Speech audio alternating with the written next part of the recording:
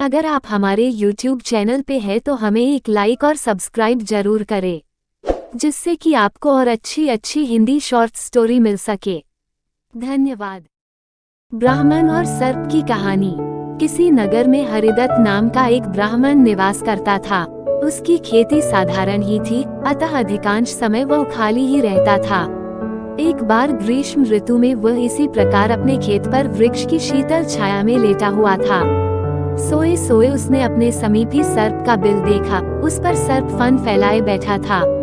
उसको देखकर वह ब्राह्मण विचार करने लगा कि हो न हो यही मेरे क्षेत्र का देवता है। मैंने कभी इसकी पूजा नहीं की, अतः मैं आज अवश्य इसकी पूजा करूंगा। यह विचार मन में आते ही वो उठा और कहीं से जाकर दूध मांग लाया। उसने एक मिट्टी के बर्तन में रखा और बिल के समीप जाकर बोला, हे क्षेत्रपाला, आज तक मुझे आपके विषय में मालूम नहीं था, इसलिए मैं किसी प्रकार की पूजा अर्चना नहीं कर पाया।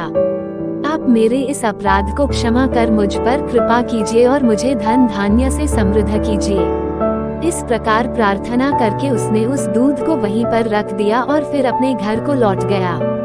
दूसरे दिन प्रातःकाल जब वह अपने खेत पर आया तो सर्वप्रथम उसी स्थान पर गया। वहां उसने देखा कि जिस बर्तन में उसने दूध रखा था उसमें एक स्वर्ण मुद्रा रखी हुई है। उसने उस मुद्रा को उठाकर रख लिया। उस दिन भी उसने उसी प्रकार सर्प की पूजा की और उसके लिए दूध रखकर चला गया। अगले दिन प्रातःकाल उसको फिर एक स्वर्ण मुद्रा मिली। इस प्रकार अब नित्य वह पूजा करता और अगले दिन उसको एक स्वर्ण मुद्रा मिल जाया करती थी। कुछ दिनों बाद उसको किसी कार्य से अन्य ग्राम में जाना पड़ा। उसने अपने पुत्र को उस स्थान पर दूध रखने का निर्देश दिया। तदनुसार उस दिन उसका पुत्र गया और वहां दूध रख आया। दूसरे दिन जब वो पुनः दूध रखने के लिए गया तो देखा कि वहां स्वर्ण मुद्रा रखी हुई है।